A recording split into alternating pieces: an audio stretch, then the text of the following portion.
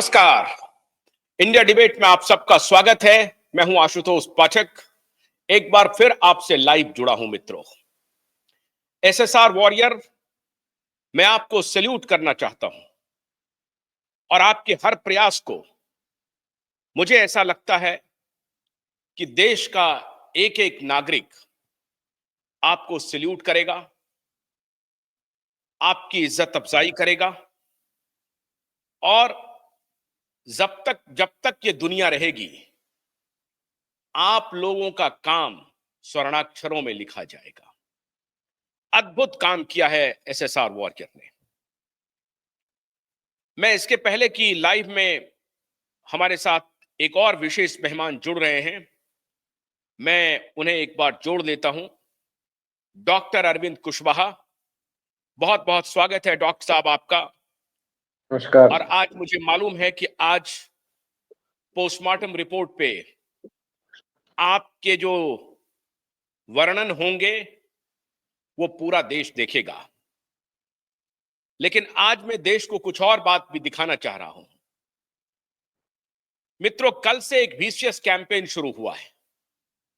कुछ media outlets ने पहले तो हमारे कानूनी योद्धा को बदनाम करने की कोशिश की, बात चली नहीं, मुंह की खानी पड़ी, उनको नोटिस सर्व हुआ। फिर उसके बाद दिशा के पिता को बदनाम करने का मुहिम शुरू हुआ और अब फिर उनकी सारी चाल एक्सपोज हो गई। हम लोगों ने उन्हें पूरी तरह से एक्सपोज कर दिया। आज मैं आपको दिशा के पिता ने ऑन रिकॉर्ड आकर के कहा है कि हमारी पुत्री ने, हमारी बेटी ने जिस काम को अधूरा छोड़ा था, वो काम हम पूरा करेंगे। और इसके बाद मैंने दिशा के पिता सतीश साल्यान जी से बात की। मैंने उनसे यह जानने की कोशिश की कि ये जो आप बात कह रहे हैं, इसकी थोड़ी थोड़ी जानकारी तो मुझे पहले थी, लेकिन चूंकि अब आप कह रहे हैं तो ये पूरा मामला क्या है। मित्रों, उसके बाद सतीश साल्यान जी ने जो मुझे बताया वो आपकी आंखें खोल देगा। हैरत अंगेज बात है, हैरत अंगेज बात।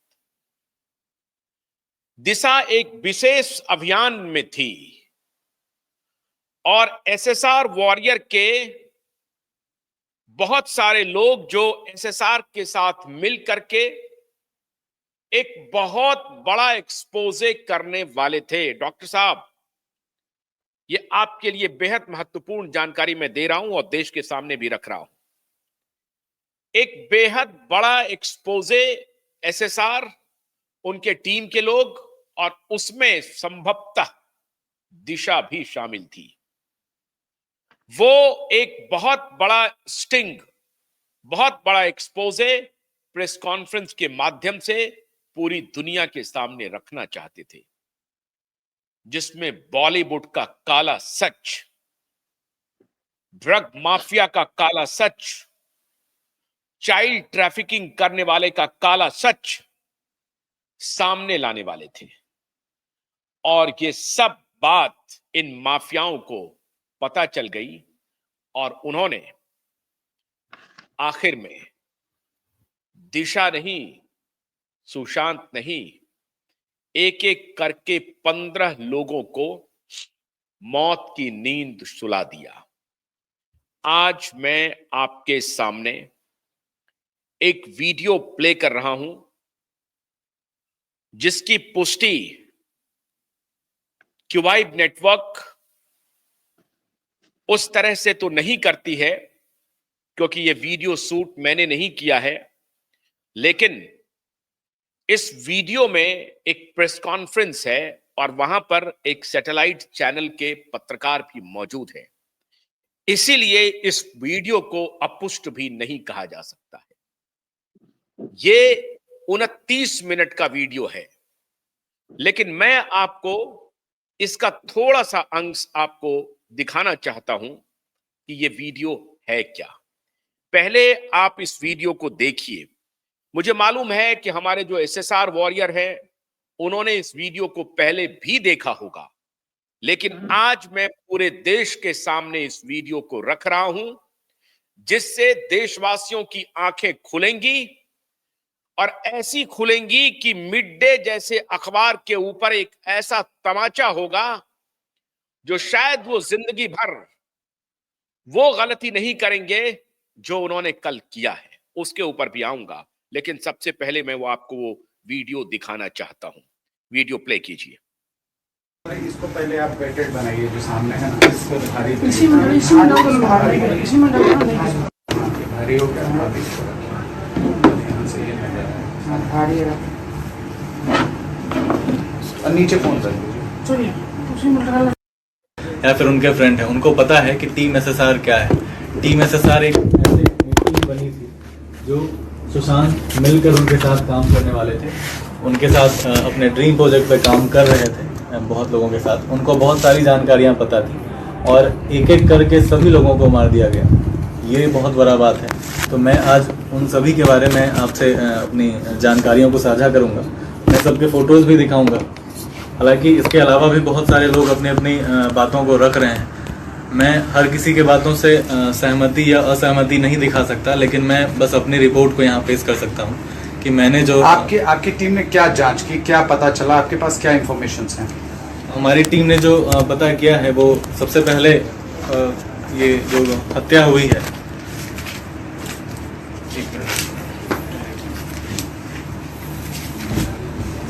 ये मनमीत ग्रेवाल, नाम के साथ फोटो यहाँ देखो।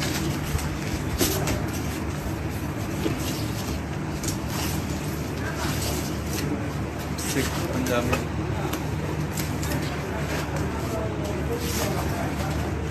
फोटो दिखा दीजिए।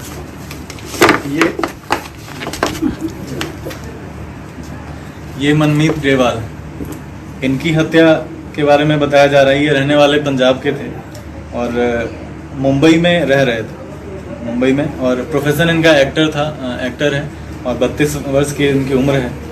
खुदकुशी के बाद इनको सिक्योरिटी गार्ड ने उतारा है पंखे से, जबकि ऐसा कोई प्रावधान नहीं है कि कोई गार्ड या फिर कोई आदमी उतारे अगर ऐसी कोई हत्या होती है। प्रावधान ये है कि आप पुलिस को सूचना दें और पुलिस फिर अपना ये तहकीकात करेगी और काम करेगी। और रिपोर्ट जो दिया गया है उसमें ये कहा गया है कि इनके पास पैसे नहीं थे, इसलिए इन्होंने आत्महत्या की। मुंबई में जो एक्टर रह रहा है उसके पास 5,000 10,000 रुपये ऐसी बात कही गई है कि नहीं थे और इसलिए इन्होंने आत्महत्या की। जबकि जो मुझे इन्फॉर्मेशन मिली है, ये इनको हत्या के लिए मजबूर किया गया है, इनको हत्या के लिए मजबूर किया गया है। और इनको बहुत सारी चीज़ें पता थी। जो सुशांत की टीम काम कर रही थी, एसएसआर टीम बनके, वो एनजीओ के लिए काम कर रही थी, तो वो इनको पता थी। तो सबसे पहला इनका निशाना बनाया गया है। अब मैं दूसरे पे, इनकी हत्या कब हुई? इनकी हत्या 15 मई को हुई, सुशांत से भी पहले। कुछ इन्फॉर्मेशन इनके पास थी जो सुशांत डिस्क्लोज करने वाले थे, उसकी इन्फॉर्मेशन इनके पास थी। अब मैं आपको दूसरा बताता हूँ, जो ये है सचिन कुमार की। मैं इनका फोटो आपको दिखाता हूँ। ये सचिन कुमार, इनकी हत्या 15 मई को ही हुई। इनकी एज 42 है। फिजिकली बहुत फिट रहने वाला इंसान। हालांकि इनको अक्षय कुमार का कज़न भी कहा जाता है। मतलब लोग बताते हैं कि अक्षय कुमार के कज़न है, इनका एक रिलेशन है। इनका रिलेशन सुशांत से ऐसा था कि ये उनको गाइड करते थे उनके आगे एसएसआर टीम में जो काम होगी। तीसरा है परीक्षा मेहता। ये है परीक्षा मेहता, जो एमपी इंदौर की रहने वाली है। इंदौर से ये हैं और इनकी एज 25 साल है। प्रोफेशन एक्टर है। क्राइम पेट्रोल, मेरी दुर्गा, लाल इश्क जैसे सीरियल में इन्होंने काम किया है। और इनका सुसाइड इनके घर पे ही हुआ है, इंदौर में। जब इनका सुसाइड हुआ तो इनसे पहले इन्होंने एक पोस्ट किया था कि जब आपका बहुत बड़ा सपना टूटता है तब कुछ चीज़ें अच्छी नहीं लगती। जो मैं तैयारी कर रही थी वो सपना आज दिख नहीं रहा है मुझे। तो इनकी तैयारी जो हमने पता करा है वो ये थी कि, और ये कास्टिंग डायरेक्टर हैं जलेबी फिल्म की। उसके बाद इन्होंने काम किया है महेश भट्ट के साथ, इन्होंने काम किया है रिया चक्रवर्ती के साथ, और वीरे दी वेडिंग में भी इन्होंने कास्टिंग डायरेक्टर का रोल किया। तो रिया के बहुत अच्छे दोस्त हैं, सुशांत के बहुत अच्छे दोस्त हैं, और इनका रीज़न कार एक्सीडेंट बताया जा रहा है। ये सभी आप खुद कोई भी समझदार इसे सोच सकता है कि मुंबई में ही सारे लोग एक के बाद एक का चले जाना, और उसमें ये चाइल्ड ट्रैफिकिंग पे काम कर रहे थे। इनकी एक दोस्त हैं जो बिहार से हैं, वो भी काम कर चुकी हैं। तो हालांकि मैं उनका नाम नहीं ले सकता, लेकिन वो भी काम कर चुके हैं इनके साथ चाइल्ड ट्रैफिकिंग पे। क्या उनको भी डर है मारे जाने का? जरूर हो सकता है, क्योंकि आज जितने लोग सामने नहीं आ रहे हैं सबको कहीं ना कहीं यही डर है कि उनको मारा जा सकता है या उनको नुकसान पहुंचाया जा सकता है, उनकी हत्या हो सकती है। उनकी हत्या हो सकती है, क्योंकि जैसे कंटिन्यूसली 14-15 हत्या जो हमें पता चला है, हो सकता है इससे ज़्यादा भी हो, लेकिन आज हम इस पे ही बात करेंगे। इसके बाद मैं बताना चाहूँगा दिशा साल्यान, जिसकी पड़ताल अभी चल रही है और बहुत मेन रोल है। इनके लिए मैं बताऊं कि जो मुझे भी कॉल आया था इनके फ्रेंड का, तो मैं ये भी कंफर्म करना चाहता हूं कि जो इनके फ्रेंड का कॉल आया था, दिशा के फ्रेंड का, उन्होंने भी मुझे ये कंफर्म कर दिया था उसी समय कि मैं उनका फ्रेंड बात कर रहा हूं, और मैं चाहता हूं कि आप मेरी बातों को सरकार या फिर जहाँ भी अपनी टीम है उन तक पहुँचाएँ और लोगों तक पहुँचाएँ। उसके बाद उनकी तरफ से ये पोस्ट सर्कुलेट हुई जिसमें कितने लोग थे, रिपब्लिक पे मैंने जाकर बताया है, मीडिया पे जाकर मैंने, और भी अन्य मीडिया पे जाकर मैंने बताया है। इसके बाद ये सुशांत के सभी प्रोजेक्ट पे जुड़ी हुई थी। ये चाइल्ड ट्रैफिकिंग का देख रही थी, सुशांत को पता था, सुशांत को बहुत सारी इन्फॉर्मेशन इन्होंने दी थी। ये लड़कियों की जो यहाँ से तस्करी की जा रही थी, ड्रग की जो तस्करी की जा रही थी, उसके बारे में जानती थी। और सुशांत और इनके पास, दोनों के पास एक ड्राइव था। सुशांत के पास 8 ड्राइव था टोटल, इनके पास लगभग 3 ड्राइव था जो हमें पता चला।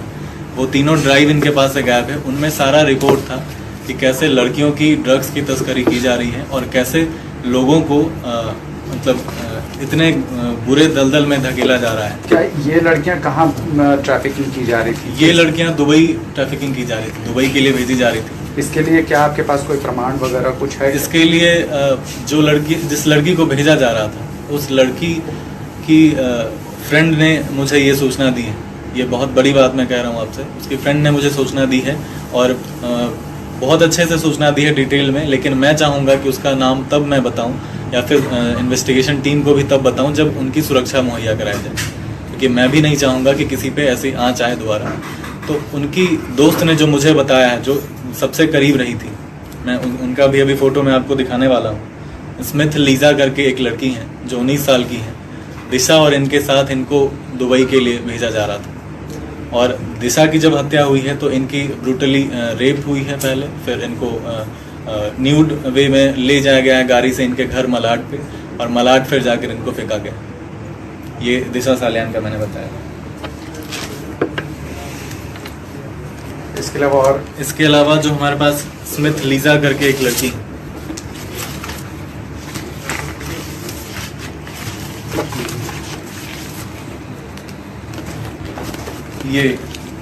ये सबसे बड़ी मेरे ख्याल से बात होगी और सबसे नया चेहरा और अलग चेहरा है। ये 19 साल की लड़की है। ये मलाड में रहने वाली है, मलाड की है जहाँ दिशा बिलोंग करती थी। ये दिशा की छोटी बहन जैसी, मतलब कोई ब्लड रिलेशन इनका नहीं है, लेकिन छोटी बहन जैसी है और बहुत दिनों से दिशा से कनेक्टेड है। ये सभी SSR टीम के पार्ट हैं। SSR टीम, आनंदी, ये सब एक एज के होने के कारण और इनके मतलब कह सकते हैं कि देश के प्रति कुछ अच्छा करने के कारण ये सभी सुशांत ने इनको जोड़ा था अपनी टीम में और ये काम कर रहे थे। इनकी भी मतलब हत्या हुई है, इनका रेप हुआ है, और इनके बाद इनको फैमिली भी आज इनके बारे में बताने से डर रही। मैं जानता हूँ दिशा की फैमिली भी डर रही है, ये फैमिली भी डर रही है, लेकिन मुझे ये भी पता है कि जैसे कि हम सब पहले एक देशभक्त हैं, भारत के नागरिक हैं, तो पहली माँ या फिर पिता होते हैं तो भारत माता है हमारी माँ, तो वो तो हमारे बच्चों के लिए न्याय लेंगे या हमारे लिए न्याय लेंगे। तो मुझे लगता है वो अब समय आ गया है कि अब सबके लिए न्याय लिया जाएगा। और इनकी हत्या जो की गई है वो मलाड में ही की गई है। इनका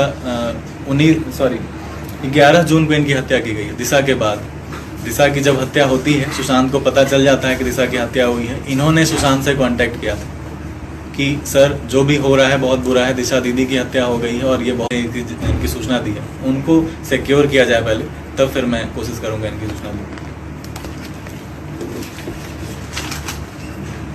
उसके बाद 13 जून की बात करते हैं तो 13 जून को हमें जो बताया जा रहा है वो 14 जून सुशांत की हत्या, हालांकि 14 को नहीं हुई है, 13 को हुई है।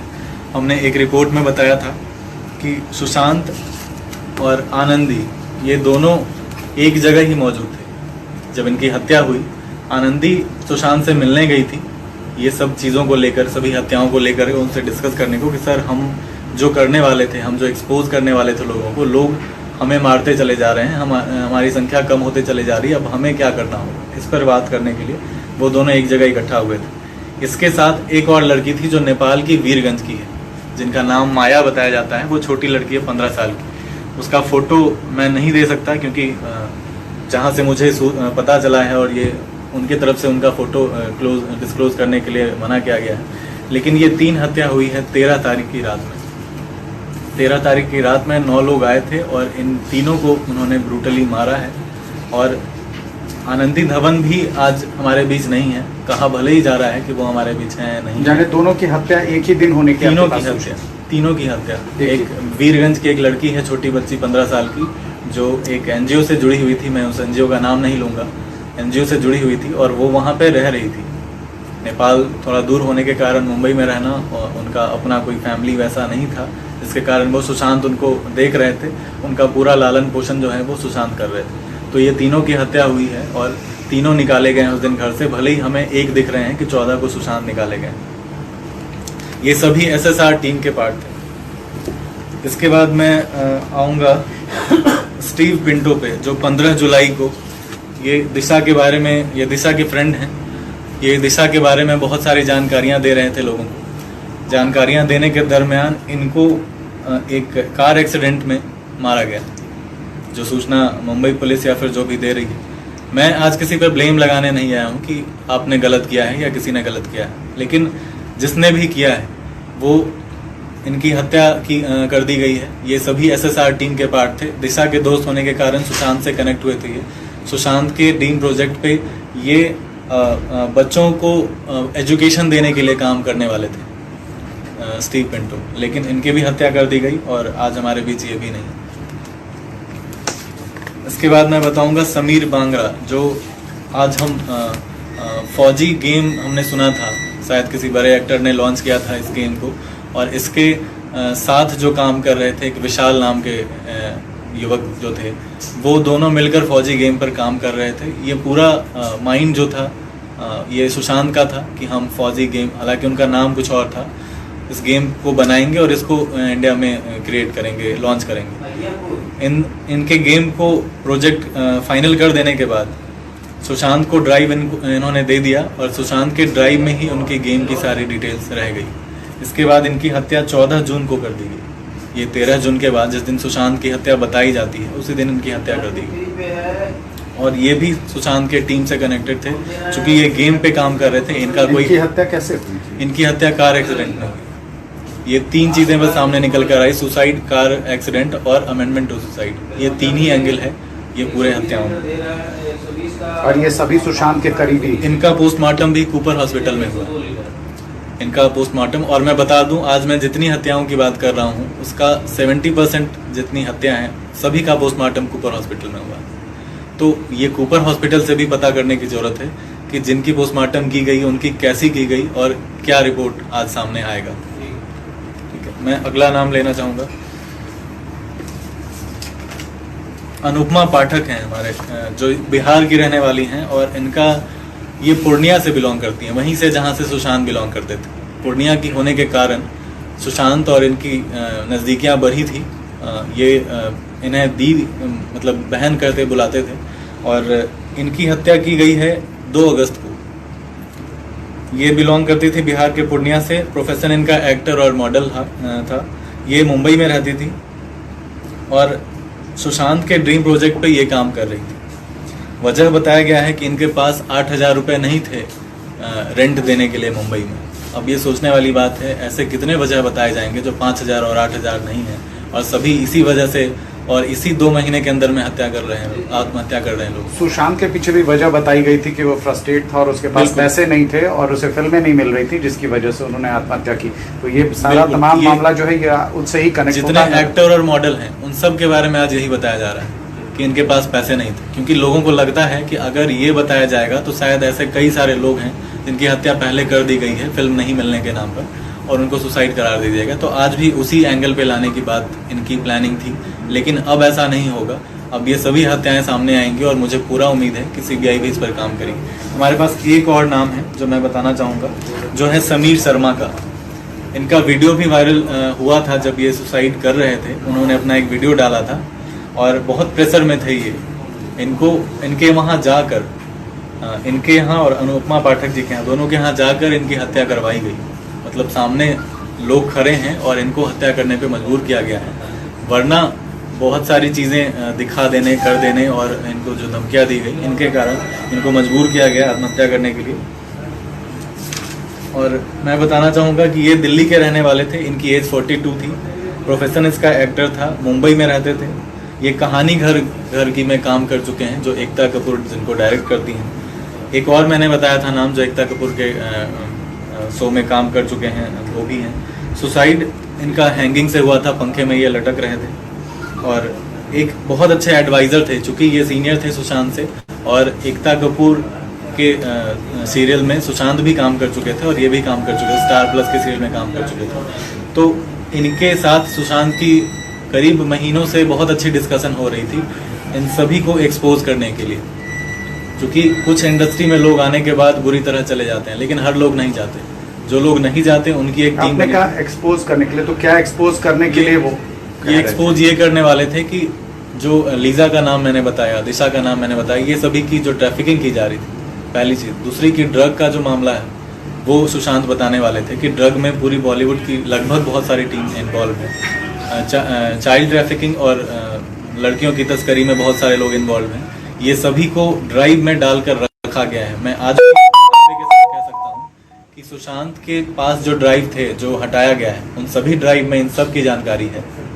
ये मैं दावे के साथ कह सकता हूँ। और जो एक्सपोज करना चाहते थे उसका थोड़ा सा मैंने आज एक्सपोज किया है। जो सुशांत इससे पहले भी सुशांत कुछ हत्याओं के बारे में एक्सपोज करना चाहते, जो 15 मई से भी पहले की हत्या है। हमारी टीम अभी उस पर रिसर्च कर रही है, अभी पूरी तरह से उस पर नहीं पहुंच पाई है। जब पूरी तरह से उस पर भी पहुंचती है तो हम उनकी भी जानकारी देंगे। सुशांत उसके बारे में, उस हत्या के बारे में अपने ड्राइव में भी रख चुके थे उसकी सभी डिटेल और जानकारी। इसके बारे में मैं एक और चीज़ बताना चाहूँगा कि ये भी टीम SSR से थे। और टीम SSR जितने भी मैंने फ़ोटोज़ आपको यहाँ सभी को दिखाए, 15-14 फ़ोटो, ये सभी टीम SSR के ही लोग। मैं अगर आप चाहें तो मैं एक बार यहाँ सबको सामने रख दूँ।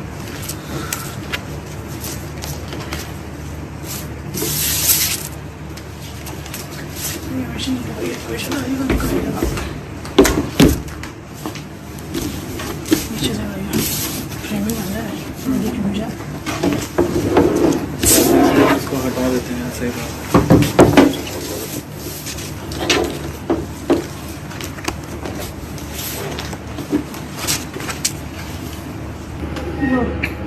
सुशांत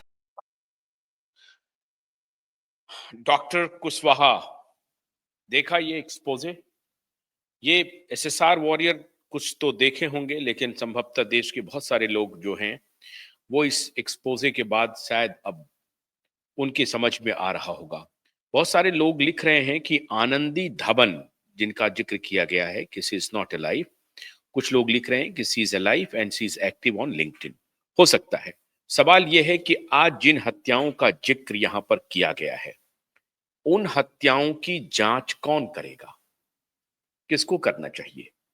मुंबई पुलिस को करना चाहिए, सीबीआई को करना चाहिए, या किसी और को करना चाहिए? हम उनकी संज्ञान में ला रहे हैं। ये वीडियो अवेलेबल है। जिन्होंने ये अकाउंट दिया है कि दिशा और सुशांत के पहले भी मौतें हुई और दिशा और सुशांत की मृत्यु के बाद भी मौतें हुई, और वो सारे लोग SSR टीम के सदस्य के रूप में काम कर रहे थे, और जिसका जिक्र अब दिशा के पिता कर रहे हैं। दिशा के पिता कह रहे हैं कि मेरी बेटी देश के लिए काम कर रही थी और वो सुशांत के साथ मिलकर काम कर रही थी और बहुत ही गुप्त तरीके से ऑपरेशन को अंजाम दे रही थी, और लगभग वो अपने कंक्लूजन पर पहुंच चुकी थी। जल्द ही वो एक्सपोज करने वाले थे। जो काम हमारी बेटी ने अधूरा छोड़ा है, या जिसको इन हत्यारों ने, इन माफियाओं ने अधूरा छोड़ने पर मजबूर कर दिया, वो काम हम पूरा करेंगे। ऑन रिकॉर्ड दिशा के पिता सतीश सालियान आकर के कह रहे हैं। अब मैं देश के सामने ये रख रहा हूं कि क्या सुशांत और दिशा दोनों राष्ट्र की सेवा कर रहे थे? अगर आपको याद नहीं हो ठीक से, तो मैं आपको याद दिलाना चाहता हूं कि कुछ दिन पहले मैंने रॉ के बहुत ही बड़े और जिम्मेदार ऑफिसर का इंटरव्यू दिखाया था, जिसमें उन्होंने कहा था कि अफगानिस्तान, पाकिस्तान, दुबई और मुंबई का बॉलीवुड, इसका बहुत गहरा रिश्ता हुआ है पिछले 30-35 वर्षों में। और जो अंडरवर्ल्ड जिसको आप कहते हैं या डी कंपनी कहते हैं, डी कंपनी जैसी बहुत सारी कंपनियां हो गई हैं जो अंडरवर्ल्ड के रूप में मिलके काम कर रही हैं, और वो सभी ब्लैक मनी, जो ब्लैक मनी का मतलब नकली नोट का कारोबार करते हैं, और अवैध हथियार का कारोबार करते हैं, ड्रग का कारोबार करते हैं, और इसका एक बहुत बड़ा पैरेलल इकोनॉमी है। आपको मालूम होगा कि 13,000 करोड़ का ड्रग, ये मैं नहीं कह रहा हूं, ये भारत सरकार का ऑफिशियल स्टेटमेंट है, 13,000 करोड़ रुपए के मूल्य के ड्रग की बरामदगी हुई दिल्ली से, और उसमें 15 किलोग्राम ड्रग, लगभग 1,000 करोड़ से भी अधिक के वैल्यू का जो ड्रग था, वो मुंबई ले जाना था। और उसके लिए एक व्यक्ति जो मुंबई से आया था, उसे भी दिल्ली पुलिस ने गिरफ्तार कर लिया। उसके पहले गुजरात में 3,000 करोड़ का कहा जा रहा है ड्रग पकड़ाया था अडानी पोर्ट पे, जिसको लेकर के कि बहुत बड़ा कोहराम मचाया ये लेफ्ट लिबरल गैंग ने। लेकिन ये लेफ्ट लिबरल गैंग कभी इसका एक्सपोजे नहीं किया कि दिल्ली में जो 13,000 करोड़ का जो पकड़ाया है, ये किसका है, कहां से आया है, कौन इसको चला रहा है। तो अफगानिस्तान, पाकिस्तान, दुबई के रास्ते मुंबई में ये पूरा रैकेट चल रहा था चाइल्ड ट्रैफिकिंग का। और ये कहा जा रहा है कि दुबई में 6 रैकेट और मुंबई में पैरेलल 6 रैकेट को चलाने के लिए एक बहुत बड़ा गिरोह है जो वहां काम कर रहा था। और अभी कुछ दिन पहले आपने देखा होगा कि बांद्रा के कैफे से लड़कियों की बरामदगी हो रही है, वो भी ट्विटर और एक्स के प्लेटफॉर्म पे उसका वीडियो काफी वायरल हुआ था कि कैसे तहखाने से लड़कियां निकल रही हैं, और जब पुलिस ने वहां पर दबिश दिया तो उनको निकाला गया। पुलिस वही चीज आपके प्रकाश में लाती है जो छिपा नहीं पाती है, बाकी जो चीज को छिपा पाती है वो छिपा ले जाती है, और परमबीर सिंह इसमें बहुत ही माहिर था। ये बात, ये जो वॉर अगेंस्ट नेशन है, ये उसका मामला है। और कल सतीश साल्यान और नीलेश ओझा जी ने, खास तौर से एडवोकेट नीलेश ओझा जी ने इशारा किया है कि एक इंटरनेशनल तथाकथित चैनल के साथ मिलकर के आदित्य ठाकरे, जिसका रिश्ता अब कहा जा रहा है कि सोरोस की पूरी कम्युनिटी से है, और उसमें ये कुणाल कामरा गैंग जो है ये पूरा एक्टिव है, पूरा लेफ्ट इकोसिस्टम इसमें एक्टिव है। और अभी हमारे बहुत सारे दर्शक लिख रहे हैं कि राजीव मसंद बुली करता था और डार्क आर्टिकल लिखने का काम करता था सुशांत के खिलाफ। और ये राजीव मसंद और ये जो पत्रकार हैं, जो जाने माने पत्रकार जिनकी पत्नी अभी राज्यसभा की सदस्य बनी है, जिनका नाम राडिया टेप में आया था, जिनका नाम कैश फॉर वोट में आया था, और जिनको कई बार पब्लिकली अपमानित होना पड़ा है, विदेशों में भी देश में भी, माननीय राजदीप सरदेसाई, उनका कहा जा रहा है कि उन दोनों का बड़ा अच्छा रिश्ता था। जब ये न्यूज 18 जब चैनल हुआ करता था, और आज भी है न्यूज 18, लेकिन जब अंबानी समूह ने नहीं खरीदा था और उसके प्रमोटर थे राघव बहल, तब राजीव मसिंद और इनका बड़ा ही हॉबनॉबिंग हुआ था और ये राजीव मसंद आज भी एक्टिव था। बाद में राजीव मसंद ने कहीं पर, हमने देखा नहीं एग्जैक्टली, लेकिन उन्होंने माफी मांगी थी। ये जो हमारे दर्शक लिख रहे हैं, जो दर्शक जानकारी दे रहे हैं, ये मैं आपको बता रहा हूं। ये बात सच है कि कुछ पत्रकारों ने सुपारी ली और पोर्ट्रे, अभी भी देखिए कि सत्यमेव जयते का नाटक चलना शुरू हुआ और कल मिड डे ने एक अलग कैंपेन शुरू किया। वो कैंपेन शुरू किया कि दिशा डिस्ट्रेस थी, डिप्रेशन में थी। क्यों? उनके पिता का कुछ दूसरा चक्कर चल रहा था और ये जो पैसा देती थी तो वो वहां पर दे देते थे। मतलब इस तरह का वीसीएस कैंपेन ये मीडिया वाले कर रहे हैं। जनता की अदालत में सारे फैक्ट्स को मैं रख रहा हूं और आपसे बढ़कर के कोई अदालत नहीं है। आप स्क्रूटनी कीजिए, आप तहकीकात कीजिए और इन पत्रकारों को मैं आपसे गुजारिश कर रहा हूं, इन पत्रकारों को सबक तभी सिखाया जा सकता है जब आप इसे देखना, सुनना, पढ़ना छोड़ देंगे। इनके लिए यही सजा होगी। मैं हैरान हूं उस मीडिया समूह से कि किस प्रकार से ऐसे ऐसे पत्रकार को वो रखे हुए हैं। वो क्या करवाते हैं इनसे, क्या चाहते हैं, वो किस प्रकार का वो लाभ लेना चाहते हैं, जो इस तरह का बिल्कुल बेसलेस, निराधार कैंपेन चलाने का धंधा करते हैं। ये तो आपके पास है। अब उस धंधे को blow by blow doctor Arvind Kushwaha expose करेंगे वैज्ञानिक साक्ष्यों से। डॉक्टर कुशवाहा, अब मैं आपके सामने रख रहा हूं, प्लीज अब आपका जो आज का एक्सप्लेनेशन है वो इन पत्रकारों के मुंह पर करारा तमाचा होने वाला है। डॉक्टर कुशवाहा। नमस्कार आशुतोष जी और नमस्कार हमारे जो दर्शक हैं।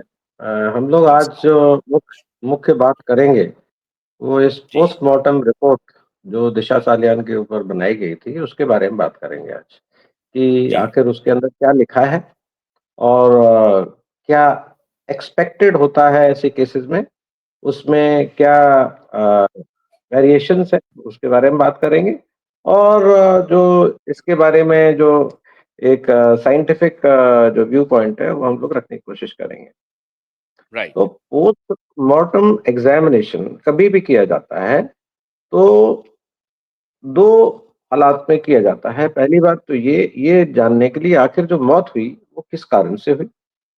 यानी कि जो मौत का कारण अपरेंटली बताया जा रहा है क्या वही है या कुछ और दूसरी चीज़ है? जैसे कि इस केस में बताया गया था कि ये फॉल फ्रॉम हाइट है, यानी कि एक ऊँचाई से इनके गिरने से मौत हुई है। वो सुसाइड है, फेंका गया है, वो एक अलग विषय वस्तु है। हम सिर्फ बात करेंगे कि ऊपर हाइट से गिरने से इनकी मौत हुई और इसके बाद जो है इसका जो है आपका पोस्टमार्टम किया जाता है कि आखिर ऊपर से गिरने से जब होगा तो उसमें क्या-क्या इंजरीज़ होंगी। इसके बारे में हम लोग बात करेंगे। तो ये पोस्टमार्टम रिपोर्ट जो हमें शेयर की गई है, जैसे कल जिसके बारे में हम लोगों ने बात की थी, नीलेश ओझा जी ने भी और आपने भी, ये तारीख है 11 जून 2020 की।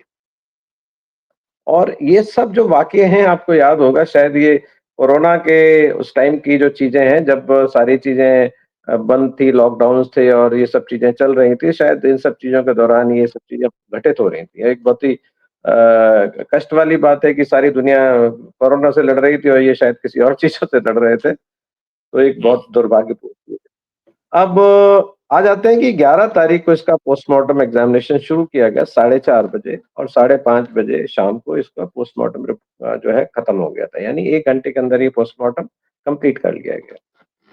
60 मिनट में।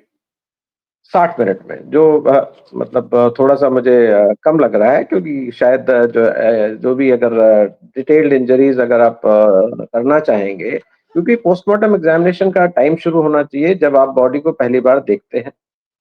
उसके दौरान जो उसकी पूरी नोट करते हैं, पार्टिकुलर्स नोट करते हैं, वो सब उसी में आ जाएगा और उसके बाद उसका जो काट-छाँट करते हैं, आप कह लीजिए जो हम शव विच्छेदन जिसे हम बोलते हैं, अगर हम वो करते हैं, तो उसमें डिसेक्शन करते हैं और उसमें टाइम लगता है। जैसे कि खासकर अगर हम ब्रेन को ओपन करना चाहेंगे तो उसमें एक प्रक्रिया होती है जिसमें सौ का इस्तेमाल होता है और उसमें जो आरी होती है उसके द्वारा और एक तार होते हैं उसके द्वारा उसको काटा जाता है, उसमें वक़्त लगता है। तो और उसके अलावा फिर आपको बाकी जो बॉडी है उसको भी खोल करके देखना होता है, यानी कि आपने बॉडी को सेंटर से खोलना है ऊपर से और नीचे तक और उसके बाद आपको थोरेसिक कैविटी खोलनी है, फिर आपके इंटेस्टाइन्स खोलने हैं, आपका एब्डोमेन खोलना है और इस सब में उसमें सैंपल्स भी कलेक्ट करने होते हैं, उसको नोट करना है। तो इसमें मेरे ख़्याल से थोड़ा वक़्त ज़्यादा लगना चाहिए आम तौर पर 1 अनलेस घंटे में कोई हो सकता है? बताइए, क्या ये 1 घंटे में पॉसिबल है, डॉक्टर कुशवाहा? नहीं, मैं तो इस समय को जैसे मैंने आपको बोला, मैं तो कम मानता हूँ लेकिन जो मैं आपको अपने अनुभव के आधार पर बता रहा हूँ कि आम तौर पर हिंदुस्तान में जैसे मैंने कल भी बोला था, एक पोस्टमार्टम की जो प्रक्रिया है वो एक बहुत ही लचर प्रक्रिया है और इसमें बहुत ही लूप होल्स हैं और ये बहुत ही बेढंगे से की जाने वाली प्रोसीजर जिसमें बहुत अच्छे से फॉलो नहीं होते हैं और इसी कारण से ये एक बहुत बड़ा एक जो है मुद्दा बन जाता है जिससे कि पूरा केस का जो डायरेक्शन है इन्वेस्टिगेशन का और उसका कंक्लूजन का वो काफ़ी इफ़ेक्ट हो जाता है। और इसीलिए शायद पोस्टमार्टम के जो एसओपीज़ हैं वो इतने रिफाइंड अभी तक नहीं हो पाए हिंदुस्तान में और होने चाहिए, जिसमें कि ये जो लूप होल्स हैं वो कवर किए जा सकें और इसमें आने वाली जो प्रॉब्लम्स हैं वो उनको सॉर्ट आउट किया जा सके और उनको आगे ना हो। हमने कल ये बात करी थी। अब रिपोर्ट पे बात करते हैं सर, रिपोर्ट पे। हाँ, अब रिपोर्ट उसको पे आ बताइए। जाते हैं, हम लोग रिपोर्ट पे आ जाते हैं। तो ये 1 घंटे में तकरीबन इनको पोस्टमार्टम कंप्लीट किया गया। अब इसमें सीरियल नंबर 5 आप देखेंगे उसमें है सीरियल नंबर 5 में बोलता है कि substance of accompanying report from police officer और मजिस्ट्रेट यानी कि जो बॉडी को लाने वाला व्यक्ति होता है या तो वो पुलिस ऑफिसर होगा या डिस्ट्रिक्ट मजिस्ट्रेट या उसका रैप होगा, जो कि बोलता है कि इस बॉडी के ऊपर पोस्टमार्टम एग्जामिनेशन होना है। Together with the date of death if known, supposed cause of death or reason for examination। ये इसमें देखिए कितने सारे आपके एंगल्स हैं। पहली चीज है डेट ऑफ डेथ, दूसरी चीज है सपोज्ड कॉज ऑफ डेथ यानी date of death, cause of death और तीसरी चीज है रीजन फॉर पोस्टमार्टम यानी 3 मुद्दे इसमें आने चाहिए। जबकि इसके जो आगे कॉलम में जिसमें इन्होंने जो इसमें भरा है या जो इन्होंने रिपोर्ट दी है उसमें लिखा गया है मात्र एक sentence, alleged history of fall from building and inquest papers। मतलब कि यहां तक कि इसमें डेट भी मेंशन नहीं है कि किस तारीख को डेथ हुई। पहली बात सिर्फ इतना लिखा है कि एक फॉल के कारण डेथ हुई है और इनक्वेस्ट पेपर यानी कि जो पुलिस बनाती है इनक्वेस्ट बोलते हैं उसको, जब मौत हो जाती है तो पुलिस इनक्वेस्ट बोलते हैं। तो वो पेपर्स का इसमें मेंशन है पर ये नहीं लिखा है इसमें डेट किस तारीख को डेथ हुई, नंबर 1 नहीं लिखा। नंबर 2 ये नहीं लिखा कि cause of death as per the inquest as per वो क्या है। उसमें चलो मान लेते हैं कि बिल्डिंग फॉल फ्रॉम बिल्डिंग है, चलिए ये बात कवर हो गई। लेकिन तीसरा जो है रीजन फॉर एग्जामिनेशन यानी कि रीजन फॉर पोस्टमार्टम एग्जामिनेशन भी इसमें मेंशन नहीं है। अब मान लेते हैं कि पुलिस लेके आई है तो वही एक रीजन हो गया कि हाँ पुलिस लेके आई है, बट जो डिटेल आना चाहिए वो इसमें इतना दिया नहीं है, देना चाहिए। बहुत ही शॉर्टकट में ये चीजें लिखी गई। पहला पॉइंट ये हो मतलब गया। रीजन लिखा ही नहीं अभी है कि रीजन क्यों कर रहे हैं। ये तो लिखना बहुत अवश्यंभावी है ना, ये तो ज़रूरी बहुत है। आवश्यक, बहुत बहुत आवश्यक 3 पॉइंट मैंने आपको बोला, इसमें डेट ऑफ डेथ होना चाहिए, सपोज्ड कॉज ऑफ डेथ होना चाहिए कि भाई आखिर इनके मुताबिक किस क्या कॉज है, क्या वो अपने आप गिर गई है, सुसाइडल जंप है या एक्सीडेंटल जंप है, एक्सीडेंटल फॉल है या होमिसाइडल किसी ने पुश करके डाला है। ये कुछ ना कुछ तो लिखना चाहिए था। और इसमें रीजन फॉर एग्जामिनेशन, रीजन जी। इसलिए कि भाई आप इसमें लिख सकते हैं चूंकि ये एक्सीडेंटल इंजरी एक्सीडेंटल डेथ है तो आप ये लिख सकते थे कि भाई ये हम स्थापित करना चाहते हैं कि मौत जो है वो मरने के कारण ही हुई है ना कि किसी और कारण से, तो इसके लिए हम इसको करवाना चाहते हैं पोस्टमार्टम। तो जैसे कि आपको पता है इस केस में पूरा कुछ और ही एंगल निकल के आ रहा है कि शायद डेथ बहुत पहले हो गई थी और फॉल शायद हुआ है या नहीं हुआ है, यही अपने आप में एक शक के दायरे में है। ये पुष्टि हो रही है ना, ये पुष्टि हो रही है ना, पहले ही लाइन से शुरू हो गई कि रीजन ऑफ पोस्टमार्टम नहीं है, कॉज ऑफ डेथ नहीं है, और जो डेट ऑफ डेथ नहीं है, डेट ऑफ डेथ। टाइम नहीं है, डेट नहीं है। हाँ, अब आगे चलिए, अब आ जाइए पेज नंबर 2 पर। एक्सटर्नल एग्जामिनेशन में लिखा गया है कि female 28 year old Hindu, nude body. ठीक है सर। तो जब हम न्यूड बॉडी दोनों जगह लिखा है, इसका मतलब ये है कि जब इनके पास डेथ के लिए मतलब जो लाई गई होगी बॉडी, तो वो मेरे ख्याल से पुलिस जब लेके आई होगी, तो आम तौर पर अगर कोई बंदा गिरता है, उधर से ऊपर से गिरता है, तो वो कपड़ों के साथ गिरेगा या फिर न्यूड गिरा होगा, दो में से कोई एक ही चीज हो सकती है।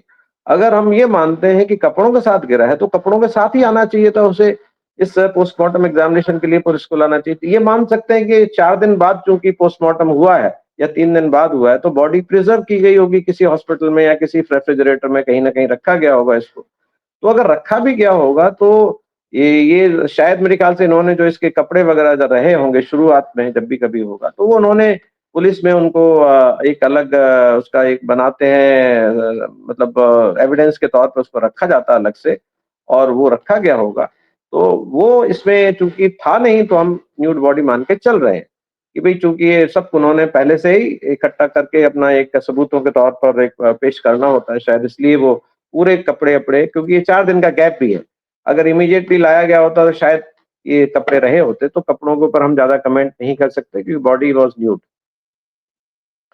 अब आ जाइए इसी में आगे पॉइंट नंबर 9 पर, special marks on the skin. क्या क्या सर, ये लोग कहते हैं कि न्यूड लिखा जाता है पोस्टमार्टम में, अगर न्यूड लाई जाती है, न्यूड लाई जाएगी तभी तो न्यूड लिखा जाएगा, बिना न्यूड न्यूड बॉडी लाई लाए हुए जाएगी लिखा तभी जाएगा? न्यूड लिखा, नहीं न्यूड लाई हाँ, जाएगी तभी न्यूड लिखा जाएगा, अदरवाइज बॉडी को तो जैसे आती है वैसे ही देखा जाता है कि उसने जीन्स पहना हुआ है, शर्ट पहना हुआ, टॉप पहना हुआ, क्या पहना हुआ, किस तरह का पहना है मेंशन उसमें। रहेगा ना, मेंशन रहेगा ना कि कपड़ा कौन सा है, क्या है। बिल्कुल, बिल्कुल होना चाहिए, होना चाहिए। देखिए इसमें पॉइंट नंबर 7 में है, पॉइंट नंबर 7 में कहता है कि सेक्स ऑफ द जो बॉडी लाई गई, sex of the body, apparent age, race और कास्ट, ये आना चाहिए, और इसमें आना चाहिए description of clothes and of ornaments on the body, ये सारी चीजें आनी चाहिए।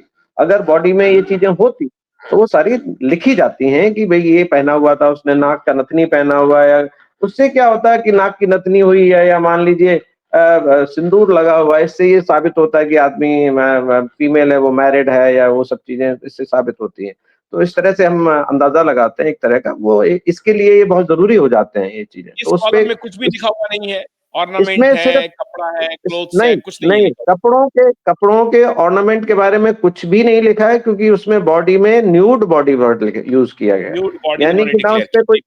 हाँ, ना ही उसमें कोई ऑर्नामेंट्स हैं, ना ही कोई क्लोथ्स हैं, ये इसमें लिखा गया है। अब आ जाइए आप, special marks on the skin such as scar, tattooing, malformation, peculiarities or other marks of identification, state of the teeth, तो ये सब चीजें डिटेल में आनी चाहिए थी कि जैसे कि अगर कोई मार्क्स ऑफ आइडेंटिटी है वो लिखना चाहिए, हमें कायदे से लिखना चाहिए कि ब्लैक मोल, नाक के ऊपर ब्लैक मोल है, या कान के ऊपर है, गाल के ऊपर है, या स्कार है कहीं, कोई बहुत पुराना स्कार है इंजरी का, तो ये आइडेंटिटी होती है। जैसे कि जो आइडेंटिटी मार्क्स आपके किसी आधार कार्ड में या किसी आइडेंटिटी कार्ड में जो आइडेंटिफिकेशन मार्क होते हैं उससे मैच किए जाते हैं, तो वो मेंशन होने चाहिए थे, लेकिन उन्होंने इसकी जगह सिर्फ इतना लिखना सफिशिएंट समझा है, body identified.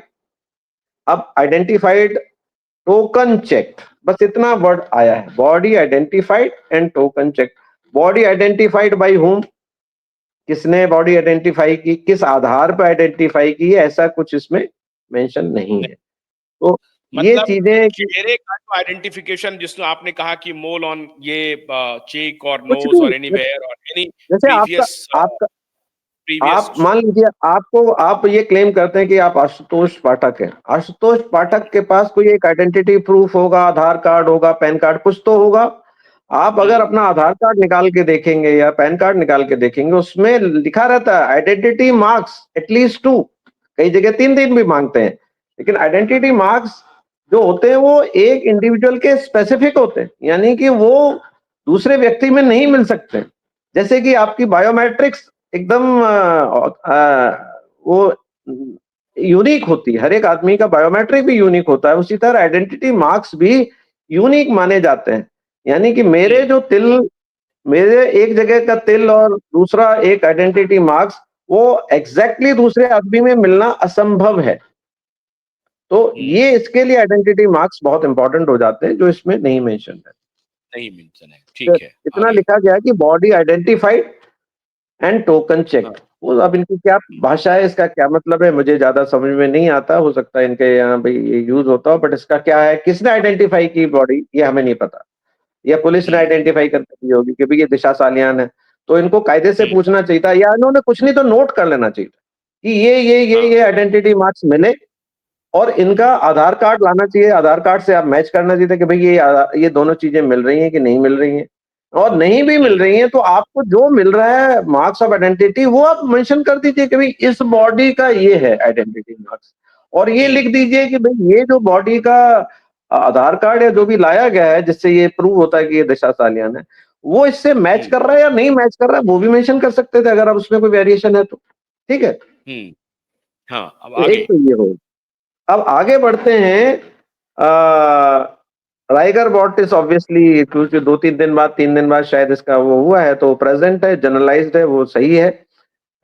Extent and signs of decomposition, no signs of decomposition बिल्कुल सही है, क्योंकि बॉडी प्रिजर्व रही होगी तो शायद डिकम्पोजिशन का चांस नहीं था। बाकी जो ब्लड जमा हो जाता है डिपेंडेंट पार्ट्स में, वो इसमें मेंशन्ड है, वो आमतौर पर दिखता है ऐसी बॉडीज में, वो भी सही है। अब आ जाते हैं हम पॉइंट नंबर 13 पर। ये इंपॉर्टेंट है। 13 नंबर में जो है कि state of eyes, position of tongue and nature of fluid Ojing from mouth, nostrils और ईयर्स। यानी कि जो चेहरे पर हम जब एग्जामिन करते हैं तो आईज को, टंग को और इनके जो मुंह को, नॉस्ट्रिल्स को और ईयर्स को देखते हैं कि वहां से कहीं से कोई किसी तरह का फ्लूइड, जैसे कि या तो ब्लड हो सकता है या कोई सलाइवा हो सकता है, मुंह से सलाइवा हो सकता है, कान से ब्लड आ सकता है, सीएसएफ लीक हो सकता है। सीएसएफ लीक जो है वो बताता है कि भाई आपका जो है बॉडी का अंदर फ्रैक्चर रहा है ब्रेन में, इसके कारण हो सकता है सीएसएफ लीक हो रहा हो। तो ये सब चीजें इंपॉर्टेंट होती हैं, जिसमें कि सिर्फ इतना लिखा गया है, इंजर्ड आई, माउथ सेमी क्लोज्ड। अब ये नहीं पता लग रहा है कि इंजर्ड आई और माउथ दोनों हैं। अगर दोनों हैं, इंजर्ड आई और माउथ, तो क्या इंजरीज हैं वो नहीं पता है। इंजरीज बहुत ही ढंग से मेंशन करनी होती है। इंजरी किस तरह की है, नंबर 1, किस तरह की है, मतलब कि क्या वो लेसरेटेड वुंड है, क्या वो कंट्यूजन है, क्या वो अब्रेजन है, ये बहुत इंपॉर्टेंट हो जाता है। और साइज क्या है उस इंजरी का, उसका लोकेशन क्या है इंजरी का, ये बहुत ही इंपॉर्टेंट हो जाते हैं जब हम पोस्टमार्टम में करते हैं। तो ये बहुत ही कह लीजिए स्केची, मैंने वर्ड यूज किया था, स्केची जो है एक तरह का, वो स्केची रिपोर्ट हो जाती है। इंजर्ड आई, माउथ सेमी क्लोज। माउथ और आई सेमी क्लोज होता है आमतौर पे जो डेथ्स होती हैं, पर इसमें मतलब जो इंजरीज हैं उसकी डिटेल लैकिंग है, यानी कि कमी है, इसमें नहीं मिल रही है।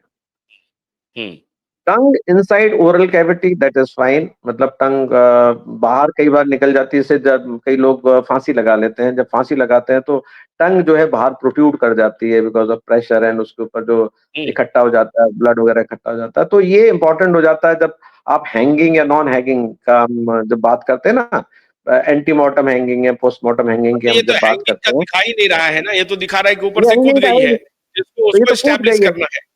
अब हाँ, ये दिक्कत ये, अभी आगे देखिए कितना इंटरेस्टिंग होगा। फिर इसमें लिखते हैं कि teeth seen fallen with in bracket frontal. अब ये एक ऐसा लग रहा है जैसे किसी भी डॉक्टर ने तो लिखा ही नहीं है, ये किसी भी क्लर्क ने, बाबू ने या किसी लेमैन ने लिखी हुई लैंग्वेज लगती है। Teeth seen fallen with in bracket frontal, यानी कि मैं जो अगर इसको मोटे तौर पे समझना चाहूं तो आगे के दांत टूटे हुए, है ना। फॉलन, फॉलन मतलब निकले हुए, निकले हुए। हाँ, तो क्या दांत निकले। थे उधर, मौजूद थे या नहीं थे, या टूटे थे, कैसे थे, वो नहीं लिखा गया।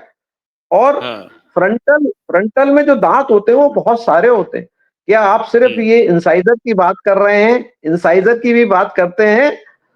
देखिए, इंसाइजर, नहीं, कैनाइन, नहीं, प्रीमोलर, आप मोलर। देखिए, आपको जब मैंने फोटो दिखाया था कल, तो वो जी, दांत निकल गया गिरने के मैं बाद, और आगे और आगे मैं और बता रहा ओठ हूँ। बहुत परफेक्ट, ओठ वैसे ही अभी है। मैं वही वही नहीं, वो पॉइंट पे ये मैं ये आने वाला था। चोरों का, ये चोर डॉक्टर, अभी नहीं, सबसे मैं पहले ये आपको डॉक्टर जेल जाएगा। हाँ, ये उसके डॉक्टर पास है ही नहीं, नहीं, आप उसके ठीक बोल रहे हैं, ये डॉक्टर ने नहीं लिखा है। हाँ, नहीं, मैं ये डॉक्टर ने तो नहीं मैं लिखा है। आपको वही, ये आने वाला था, आप इस बात पे मैं भी आने वाला था। तो हाँ, हाँ, हाँ, टीथ सीन फॉलन फ्रंटल, अगर दो दांत आगे के या दो नीचे के गए, पहली बात तो ये कि फ्रंटल नाम का कोई शब्द नहीं इस्तेमाल होता है जब हम टीथ की बात कर रहे होते हैं। हम बात करते हाँ, हैं कि अपर या लोअर, दैट इज वन, क्योंकि लोअर, दो सेट होते हैं, एक ऊपर होता है, एक नीचे होता है। और हाँ, दांतों के नाम होते हैं। पहले हम्म, जो होते हैं वो इंसाइजर कहलाते हैं, फिर एक कैनाइन आता है, फिर हाँ, प्रीमोलर आते हैं, फिर मोलर आते हैं। ठीक है सर। हाँ, 4 तरह के हाँ, दांत होते हैं, वो दोनों तरफ, right left and right upper right lower, left yes, upper left lower, इस तरह से डिस्ट्रीब्यूशन होता है। तो ये हाँ, साइंटिफिक जो होना चाहिए डिस्क्रिप्शन, वो नहीं है। Hmm, tooth seen fallen, teeth seen fallen frontal. अब एक दांत नहीं है, टीथ मतलब एक से ज्यादा। अब दो हम्म, हैं, तीन हैं, चार हैं, वो इंपॉर्टेंट है, क्योंकि वो इंजरी हम्म, डिफाइन करेगा। इंजरी हम्म, डिफाइन करेगा, क्या वो इंजरी, मतलब सिंगल इंजरी, अगर सिंगल इंजरी मान लीजिए, तो अगर सामने से गिरेगा व्यक्ति तो सामने के दांत टूटेंगे। तो आगे के भी टूट सकते हैं, मतलब ऊपर के भी टूट सकते हैं, नीचे के भी टूट सकते हैं। अगर साइड में गिरेगा तो हो सकता है साइड के जाएं, सामने का ना जाए। तो ये इंपॉर्टेंट हो जाता है, बिकॉज इससे लेकिन इम्पैक्ट ऑफ। लेकिन डॉक्टर साहब, दांत टूट जाएंगे और ऊपर का सारा हिस्सा बिल्कुल वैसा ही रहेगा, इंटेक्ट रहेगा। हाँ, हाँ, मैं वही आपको बोलने वाला, वही मैं आपको बोलने वाला था कि कितनी अगर करामात है। दांत टूटे, देखिए दांत हाँ, टूट रहे हैं, इसका मतलब हाँ, ये है कि इंजरी बहुत ग्रीवियस है, यानी सीवियर इंजरी, प्रीवियस, पहली बात। ऊपर का सारा और ये पोर्शन खत्म है, समझिए, ये टोटल वो खत्म है। सीवियर इंजरी, वो सीवियर इंजरी है। और सीवियर इंजरी ऐसे टाइम में या तो किसी ने, मान लीजिए कि फॉल से अगर गिरा है, फॉल से गिरा है, तो फॉल के साथ पहले तो मुंह टूटेगा, उसके बाद दांत आएंगे ना। हाँ, पहले जबड़ा तो उबड़ा नाक सब टूट, खत्म हो जाएगा ना साहब, जब पहले ऊपर तो से नाक दांत टूटेगी निकला सर, हुआ है।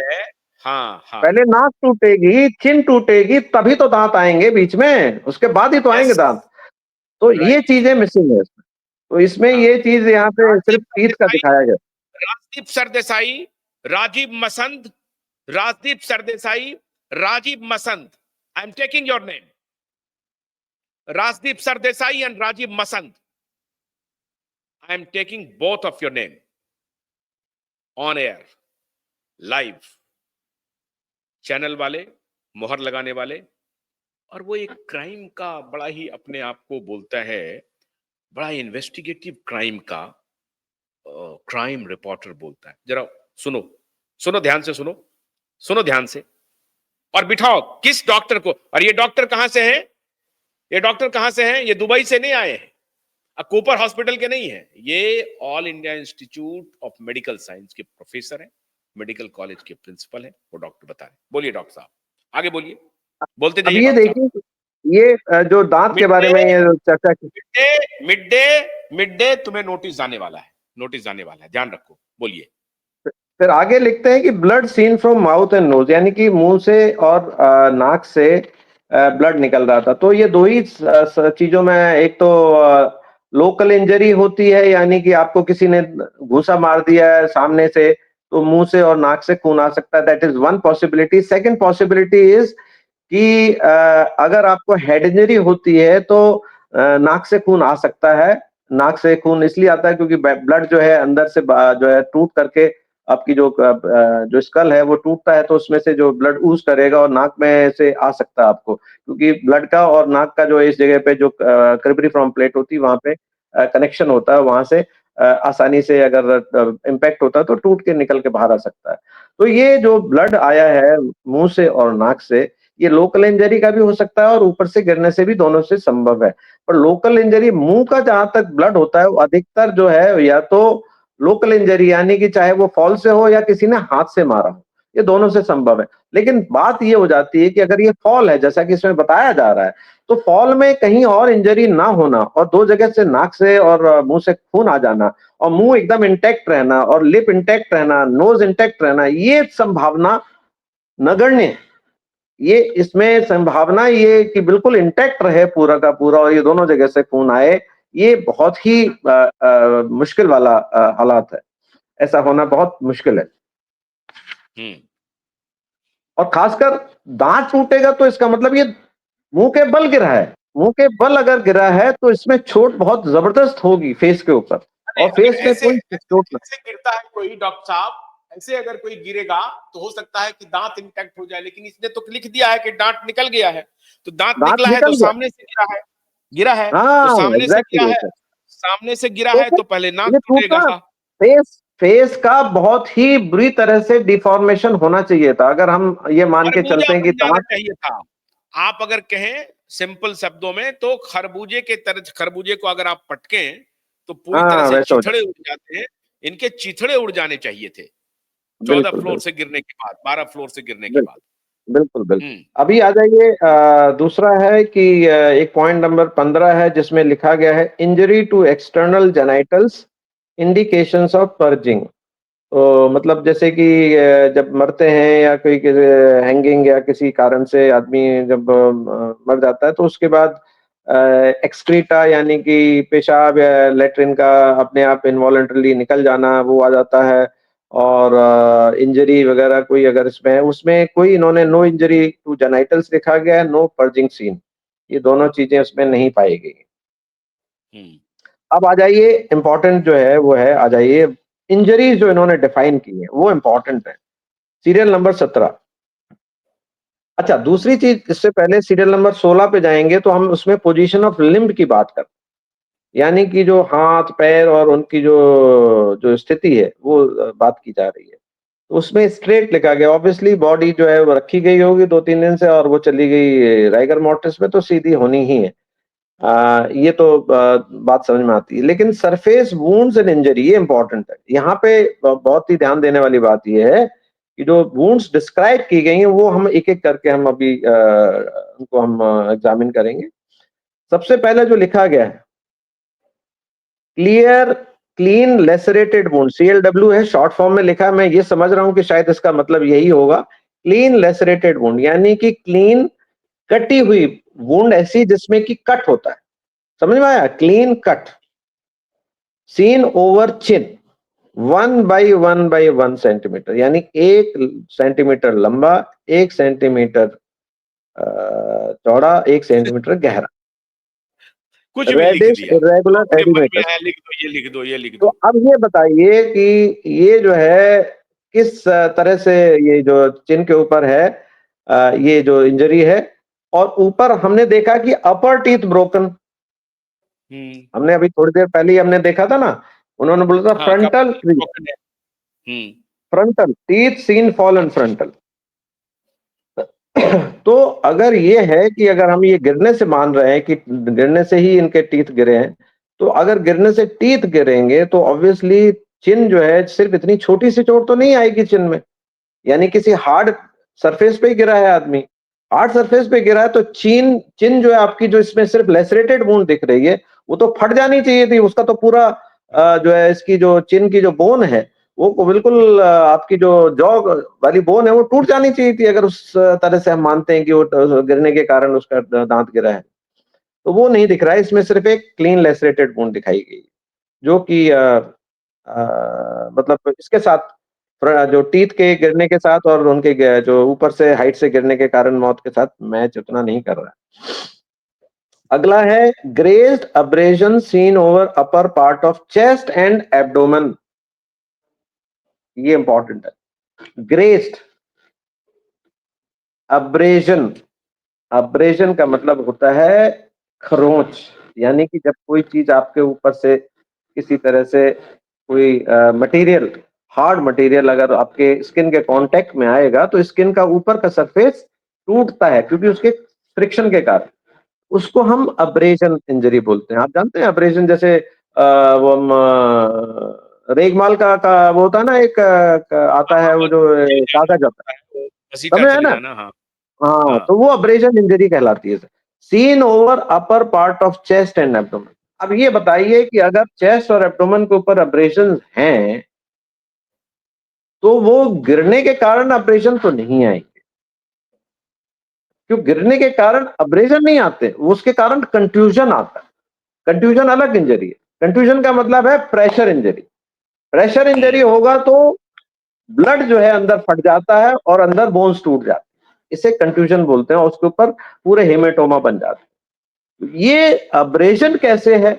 अगर ये फॉल का मामला है तो एक अपने आप में, अनलेस कि वो बॉडी कहीं किसी पेड़ से लटकते हुए, पेड़ों के शाखों से कहीं उसका वो रगड़ते हुए आया हो तो एक अलग बात है, बट अदरवाइज इसमें अब्रेशन सिर्फ आ जाना और किसी तरह का कोई कंफ्यूजन नहीं दिखाई देना एक बहुत मुश्किल।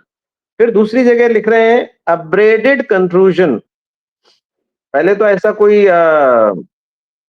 जब हम कंफ्यूजन वर्ड यूज करते हैं तो कंफ्यूजन यूज करते हैं, यानी कि दो अलग अलग चीजें होती है। एनीवे अब्रेडेड कंफ्यूजन लिख रहे हैं ऑन लेफ्ट एल्बो, बाएं कोहनी के ऊपर बताया जा रहा है।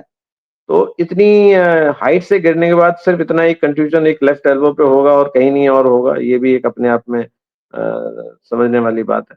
फिर आता है abrasion seen on left upper part of thigh and lower leg and knee. ये इंपॉर्टेंट।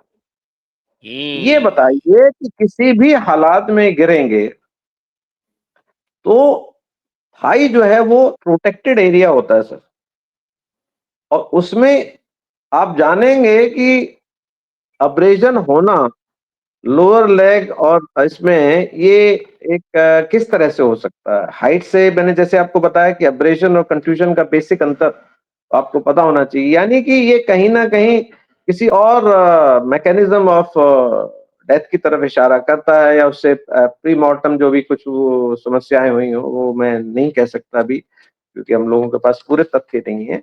लेकिन हाँ, ये अब्रेशन जो है ये इस पे एक थोड़ा सा इशारा करते हैं कि ये अपर part of Thai, lower leg and नी में किस जगह पे है, किस साइड में है, ये नहीं लिखा। नी का सर एक होता है फ्रंट पोर्शन जहां पे कि आपकी नी कैप होती है, और नी के एक होता है पीछे वाला पोर्शन जिसे हम पॉप्लिटल एरिया बोलते हैं, और दोनों में अंतर है। क्योंकि ये देखिए इंजरीज का डिटेल ऐसे पोस्टमार्टम में लाना बहुत जरूरी होता है, क्योंकि बहुत जरूरी। इससे ही साबित होता है कि आखिर ये बॉडी किस हालात में गिरी है, किस साइड में गिरी है। और फॉल्स जब होते हैं तो ये किस तरह से मौत होती है कई फैक्टर्स पे डिपेंड करता है। किस किस आदमी की हाइट, वेट क्या था, किस हाइट से गिरा, इसके बाद वो किस इम्पैक्ट जब हुआ जमीन के साथ तो वो किस एंगल पे हुआ, कौन सी साइड में हुआ, ये सब चीजें से हम लोग कल डिस्कस कर रहे थे। ये सब बहुत इंपॉर्टेंट और बहुत ही ज्यादा जरूरी हो जाता है, जिससे कि साबित हो सके कि ये वास्तव में डेथ जो है वो ऊपर से फॉल से ही हुई है। अभी आ जाइए आगे, हम इंजरीज को पहले हम डिफाइन कर लें। Clean lacerated wound seen over right heel, यानी कि जो नेचर ऑफ इंजरीज है वो दो तरह की मेनली। क्या? एक तो अब्रेशन इंजरी है, यानी कि खरोंच वाली इंजरीज है। दूसरा चीज है clean lacerated wound. Clean lacerated wound तब होती है जब दो तरह से, या तो शार्प हथियार से आपका वो कटा हो, या किसी प्रेशर में जब आपकी स्किन फट जाती है तो वो भी क्लीन लेसरेटेड वुंड होती है। लेकिन सबसे बड़ी बात यह है कि जब नीचे बॉडी गिरेगी, किसी जमीन के ऊपर गिरेगी, तो क्लीन वुंड रह पाना बहुत मुश्किल होता कहीं, क्योंकि उसके आसपास का कुछ ना कुछ गंदगी, मलबा, या उसके अंदर कुछ ना कुछ जाना चाहिए। एनीवे वो तब भी हम समझ सकते हैं, लेकिन जो टाइप ऑफ वुंड है वो बहुत ही, और उनका कोई बहुत ज्यादा डिस्क्रिप्शन नहीं दिया गया कि कितनी लंबी है, कितनी चौड़ी है, कितनी गहरी है, कहाँ पर है, उसका क्या एग्जैक्ट लोकेशन है, वो कहाँ है, वो नहीं दिया हुआ। एक अगला पॉइंट है कि वो लिखा है कि कैन यू से definitely that the injury shown against column number 17 and 18 जो हम लोगों ने भी अभी डिस्क्राइब किए हैं, क्या वो एंटीमॉर्टम है, यानी कि क्या मृत्यु से पहले हुई हैं, ना कि मृत्यु होने के बाद कर दी गई हैं? तो इसमें लिए लिखा गया है कि ये यस एंटीमॉर्टम, यानी कि जो इंजरीज हैं वो आपके मृत्यु होने से पहले, यानी कि इंजरी होने के बाद ही मृत्यु हुई है, ऐसा लिखा गया है। तो अगर फॉल में हुई है तब भी अब ये कह सकते हैं कि ये एंटीमॉर्टम है, लेकिन अगर फॉल में नहीं हुई है तो इसका मतलब या तो इनको पहले मारा गया, उसके बाद इनको रखा गया, वो जैसे कि वो एक अभी तक एक कंटेंशियस इशू है कि फॉल है भी कि नहीं है, ये भी एक अपने आप में एक सवाल बना हुआ है अभी तक। नहीं है। अब आ जाइए, अब आ जाइए पॉइंट नंबर 19, सीरियल नंबर 19। इसमें हेड का एग्जामिनेशन, सर का examination, in injury under the scalp and their nature, यानी कि सर के ऊपर जो पूरा जो हमारा ये जो स्किन का पूरा कवरिंग होता है उसके हम स्कैल्प बोलते हैं। और अगर हम कहीं किसी आदमी को देखते हैं कि डंडा मारे कोई तब भी स्किन फट जाती है इसकी, आपको पता होगा। कोई अगर शार्प वेपन मारता है तब भी फट जाती है, और अगर ये प्रेशर में भी नीचे गिरता है कहीं तब भी बहुत जल्दी, जैसे मान लीजिए आपका सर ही अगर एक किसी दीवार में ही लग जाए तो वहां से खून निकलने लगता है और हेमेटोमा बन जाता है, और कई बार वो फट भी जाती है। आपको पता है, जैसे बास्केटबॉल में भी मैंने खेला हुआ, बास्केटबॉल ही अगर लग जाती है तो एकदम फट जाती है स्किन वहां से, और वहां से खून निकलने लग जाता है। तो ये कहने का मतलब है कि वहां पे जो दिया गया है वो injury under the scalp and their nature, वो नील दी गई, यानी स्कैल्प में कहीं कोई इंजरी है ही नहीं, जो कि एक ऊपर से गिरने वाले एक हार्ड सरफेस पर ऐसा संभव होगा नहीं। अगर वो फ्रैक्चर हुआ है और वो अगर सर जो है वो किसी हार्ड सरफेस के कांटेक्ट में आया है या किसी हार्ड चीज से मारा गया हो, तो स्कैल्प में इंजरी ना हो, ये संभावना बहुत कम होती है। फिर आ जाइए स्कल वॉल्ट, और उसका डिस्क्रिप्शन दिया है कि linear fracture of skull bones with signs of infiltration staining extends to base and anterior and middle cranial fossa, meninges intact, यानी कि अंदर पूरा का पूरा आपका इंपैक्ट के कारण फ्रैक्चर हुआ है, जो कि पूरा डिस्क्राइब्ड है। फ्रैक्चर पूरी तरह से डिस्क्राइब नहीं है कि आखिर कौन कौन सी बोन है। अगर आप देखेंगे स्कल, इसके कई पार्ट्स होते हैं, एक होती है फ्रंटल बोन, फिर टेम्पोरल बोन, फिर पैराइटल बोन, ऑक्सीपिटल बोन, ये होती हैं। तो आपको डिस्क्राइब करना पड़ेगा कि आपको कौन कौन सी स्फिनॉइड बोन होती, तो इसमें कौन सी बोन्स इन्वॉल्व है, फ्रैक्चर कहाँ कहाँ इन्वॉल्व है, क्योंकि आपको खोला गया होगा, ब्रेन खोला गया होगा ना अल्टीमेटली। तो ये जो है पूरा खोला जाता है हेड इंजरी, क्योंकि main cause of death is head injury here, and head injury well described क्यों नहीं की फिर आपने? हेड इंजरी को बहुत अच्छे से डिस्क्राइब नहीं किया गया है। कॉज ऑफ बहुत ही डेथ आप कह रहे हैं हेड इंजरी है, हेड इंजरी, और हेड इंजरी को जो इतना है अच्छे से डिस्क्राइब नहीं किया, अनडिस्क्राइब्ड है। दिस इज मतलब कंप्लीटली अनडिस्क्राइब्ड। वेग डिस्क्रिप्शन है, वेग यानी कि डिस्क्रिप्शन है। Linear fracture of skull bones. मैं अगर ये मान के चलूं, तो अगर आपने डिफाइन नहीं किया तो हम ये मान के चलेंगे सारी बोन्स फ्रैक्चर्ड, मान है कि नहीं? अगर आप लिख नहीं रहे हैं क्लियरली तो हम ये मान के चलेंगे कि linear fracture of skull bones मतलब सारी बोन्स में लीनियर फ्रैक्चर। अगर ऐसा है तो मेनिंजेस अंदर की इंटेक्ट कैसे रह जाएंगी? अंदर के जो ब्रेन की कवरिंग होती हैं वो कैसे इंटेक्ट रह जाएंगी अगर आपके अंदर फ्रैक्चर इतना सीवियर हुआ है, आपका नाक से खून आया है, मुंह से खून आया है, तो ये सारा कैसे इंटेक्ट कैसे रह जाएगा? तो खून एस्केप करेगा कहां से अगर मेनिंजेस इंटेक्ट है? तो खून एस्केप कहां से करेगा? अभी आ जाइए नेक्स्ट पॉइंट, सीरियल नंबर 20 में थोरैक्स, यानी कि जब छाती का एग्जामिनेशन करते हैं उसका डिस्क्रिप्शन दिया गया है छाती का। अब इस छाती में लिखते हैं fracture multiple ribs with contused intercostal muscles. हम तो ये मान के चलते हैं, क्योंकि आपने डिफाइन नहीं किया है, इसका मतलब सारी रिब्स फ्रैक्चर्ड है। फिर पहले ऑपरेशन लिखा हुआ था, अभी कह रहा है कि ये देखिए ना, फ्रैक्चर मल्टीपल रिब्स, यानी मल्टीपल रिब्स है, क्या मतलब है? एक से ज्यादा रिब, दो रिब भी फ्रैक्चर होती हैं और पूरी की पूरी रिब्स भी फ्रैक्चर होती हैं। 12 रिब इधर होती हैं, 12 इधर होती हैं, उसका एक हिस्सा आगे होता है और एक हिस्सा पीछे होता है। रिब्स को होल्ड करने के लिए स्टर्नम होता है और पीछे स्पाइन होती हैं।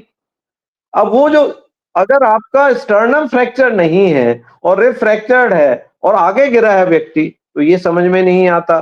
दूसरी बात, फ्रैक्चर क्या पीछे की तरफ भी है या आगे की तरफ है, दोनों तरफ है, कि ये ही नहीं समझ में आ रहा है कि आखिर कहाँ-कहाँ पे फ्रैक्चर है। तो कितनी बोन्स, कितनी रिब्स फ्रैक्चर्ड है, सिर्फ इतना लिखा है, fracture multiple ribs with contused intercostal muscles. तो कंट्यूज्ड इंटरकॉस्टल मसल तो ठीक है, वो कहीं इम्पैक्ट हुआ है, चाहे वो ऐसे गिरा के मारा हो या किसी ने हाथ से तोड़ा हो, और हो सकता है जब आदमी मर जाता है तो कई बार लोग जो है सीपीआर करते हैं और उसको नहीं पता कितना दबाना है, तो उसके कारण भी फ्रैक्चर हो जाते हैं। तो कितने फ्रैक्चर हैं ये नहीं पता क्या तो ये एक क्लैरिटी नहीं है कि आखिर इसमें ये जो फ्रैक्चर रिब्स हैं वो वेल डिफाइंड नहीं किया गया। अब आ जाइए आगे, पेरिटोनियल कैविटी, यानी कि जो पेट के अंदर जो अलग-अलग ऑर्गन्स होते हैं और उसके ऑर्गन्स के बीच में एक खाली जगह होती है जिसे हम पेरिटोनियम बोलते हैं। उस पेरिटोनियम के अंदर आमतौर पर फ्लूइड बहुत कम होता है, पर थोड़ा बहुत होता है। वो इसलिए होता है जिससे कि आपस में फ्रिक्शन ऑर्गन्स का ना हो, इसलिए पेरिटोनियल फ्लूइड बोलते हैं। वो बहुत मिनिमल क्वांटिटी में रहता है और उस जो है आमतौर पर उसमें ब्लड कभी नहीं होता है। तो इसमें 1000 से 1200 सीसी यानी कि ML blood with blood clot seen in cavity. तो ऐसे लग रहा है कि जैसे कि पेट के अंदर ब्लड इकट्ठा हुआ है। अब पेट के अंदर ब्लड इकट्ठा तभी हो सकता है जब उसका सोर्स हमारे एब्डोमेन के अंदर हो। एब्डोमेन के अंदर है, इसका मतलब या तो आपका लिवर, स्प्लीन, इंटेस्टाइन ये फटे हुए हों, या कोई और ऑर्गन जो कि एब्डोमेन में होते हैं, और भी होते हैं, बहुत सारे ऑर्गन्स होते हैं, जैसे कि यूटेरस भी होता है, ओवरी भी होता है, बहुत सारे होते हैं। तो कोई ना कोई कहीं न कहीं बहुत सीवियर इंजरी हुई हो जिससे कि इतना ब्लड निकला, ऐसा होना चाहिए। तो वो जब हम पढ़ते हैं आगे चल कर के, तो इसमें buccal cavity, oesophagus, stomach and it contains वो सब दिखाया जाता है। उसमें ऐसा कहीं नहीं है, सिर्फ एक जगह पे मेंशन है कि लिवर का लेसरेशन, यानी कि छोटा-सा कहीं लेसरेशन है, यानी कि उसके अंदर एक कट है, वो पाया गया है। पर वो सिर्फ लिवर का लेसरेशन के कारण इतना ब्लड इकट्ठा हो जाएगा, ये मैं नहीं जानता कि कितना सही है, कितना गलत है। और कमाल की बात ये है कि बाकी कोई ऑर्गन्स अफेक्टेड नहीं है। ना ही स्प्लीन है, ना ही किडनी है, ना ही पैनक्रियाज। इतने ऊपर से गिरने के बाद अगर लिवर फटेगा तो बाकी के ऑर्गन्स नहीं फटेंगे, ये एक बहुत बड़ी एक बड़ी अजीब स्थिति है कि हम कैसे डिस्क्राइब करें। अब हम आ जाते हैं फ्रंटल टीथ के ऊपर, फिर बाद में आया इन्होंने फिर दोबारा से लिखा है कि बक्कल कैविटी टीथ टंग वाले में फ्रंटल टीथ फॉलन, वही जो हम बात कर रहे थे अभी थोड़ी देर पहले। तो फेशियल इंजरी नहीं है और ये टीथ कैसे गिर गए, ये एक हम पहले ही डिस्कस कर चुके हैं कि ये काफी संदेहास्पद चीज नजर आती है। मतलब आप ये कह रहे हैं डॉक्टर साहब कि ये सिर्फ एक लाइन, ये जो टीथ का और जो हेड इंजरी, जो cause of death head injury लिखा है, और अभी उसका हम जो आते हैं, ब्रेक। एक बार इस बार इसको खत्म कर लें, उसके बाद हम लोग फिर इसके ऊपर अच्छा। डिस्कशन कर लेंगे। हाँ। हाँ। हम आगे आ जाते हैं, तो बाकी जो है जितना भी है उसमें एनल स्वाब इन्होंने लिया है, वजाइनल स्वाब लिया है, ब्लड फॉर केमिकल एनालिसिस लिया है, वो सब लिया है। और बाकी लास्ट में जो ओपिनियन लिखा है, opinion as to probable cause of death, आमतौर पर ओपिनियन हम तब तक नहीं देते हैं क्लियरली जब तक कि केमिकल एग्जामिनेशन, वजाइनल एग्जामिनेशन या दूसरे जो हमने सब चीजें हैं, उसके पूरे रिजल्ट हमारे पास ना हो। तो नॉर्मली हम पोस्टमार्टम एग्जामिनेशन में पहला जो कॉज ऑफ डेथ दिया जाता है वो हमें दिया जाता है प्रोविजनल, जैसे कि देना चाहिए। दूसरा होता है फाइनल। अब ये इसमें जो लिखा गया है वो ये लिखा गया है, death due to head injury with multiple injuries, comma with in brackets unnatural. अब मल्टीपल इंजरीज चाहे वो गिरने से हो, चाहे किसी के मारने से हो, तो अननेचुरल वैसे ही होती है।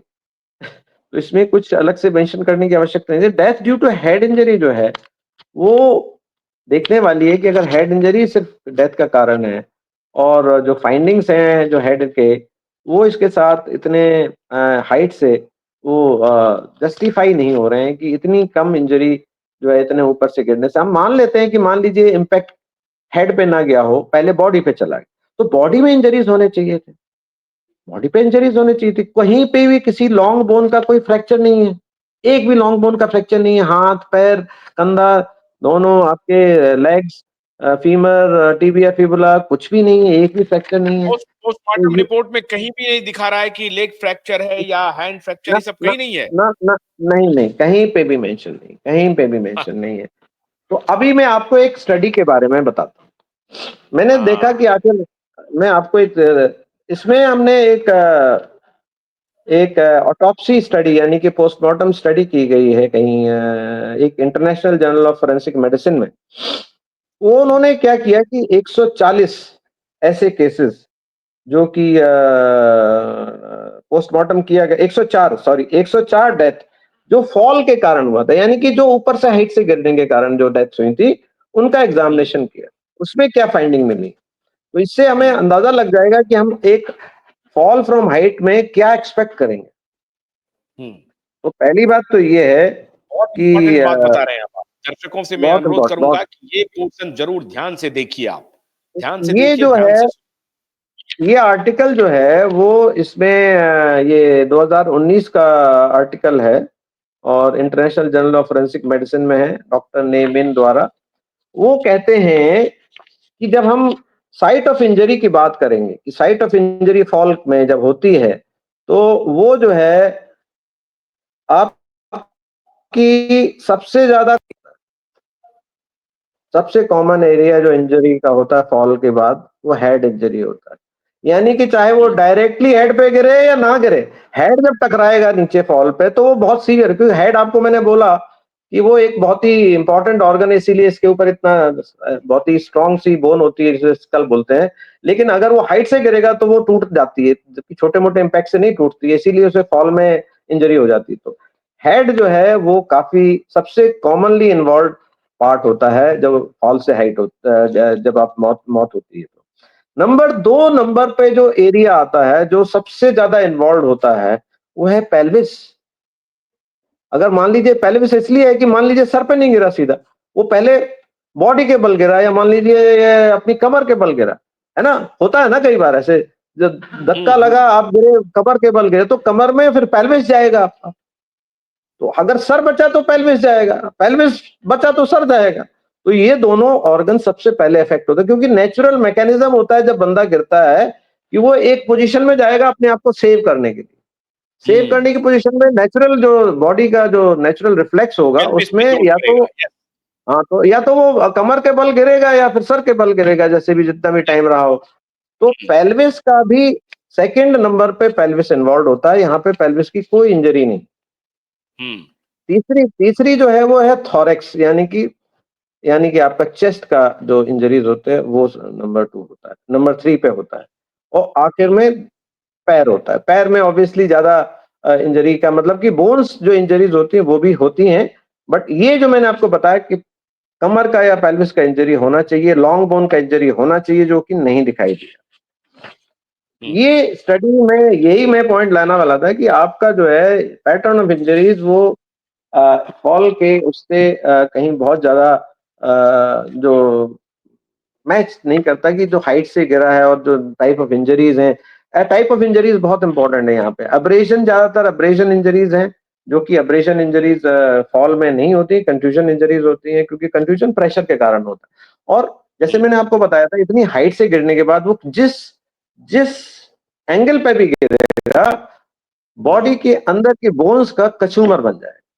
मतलब हम्म, मतलब आप ऐसे कह लीजिए कि अब उसको हम जोड़ना भी चाहें तो जोड़ नहीं पाएंगे। इस तरह के फ्रैक्चर्स होते हैं जिसे हम बोलते हैं कंपाउंड कम्युनेटेड, हड्डियां बाहर निकल के आ जाती हैं बॉडी से, यानी कि इतना इम्पैक्ट होता है इसके बाहर के बाद।